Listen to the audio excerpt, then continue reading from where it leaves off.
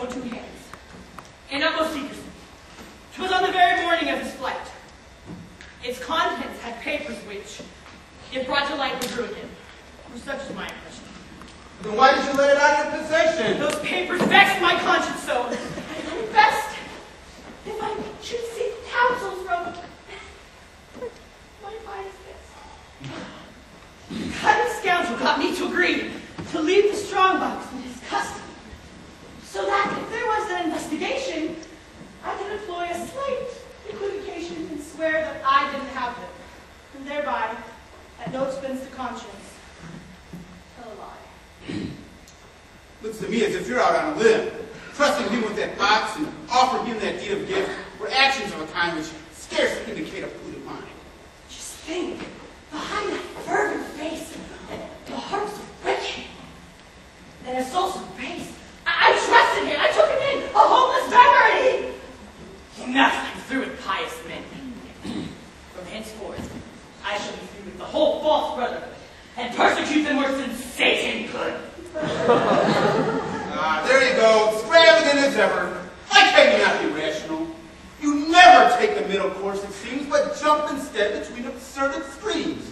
Come, just because one rascal made you swallow a show of zeal, which turned out to be hollow, should you conclude that all men are deceivers, and that today there are no true believers? Let the atheists make that foolish inference. Learn to distinguish between virtue and pretense. Cultivate a sober moderation. And don't humor fraud, but also don't asperse true piety. The latter fault is worse. And it's best to err if err one must, as you have done, upon the side of trust. Father.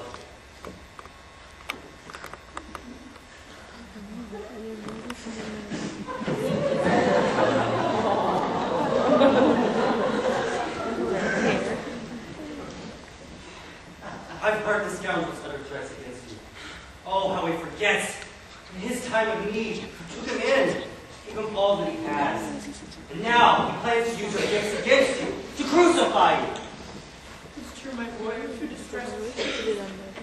Leave it to me, sir. Let me trim his ears. Faced with such a choice, I shall not bear it. Choice is in favor of cutting short his life with your distress. What a display of young hot-headedness. You learn to moderate your fits of rage in this just kingdom, in this enlightened age. One does not solve things by violence. Here's a very strange tale of very strange events. Yes, Mother. Strange events which these two eyes beheld. The man's ingratitude is unparalleled. I say, a wretched, pauper starvation. House him, treat him like mutilation. Shower him with my largesse.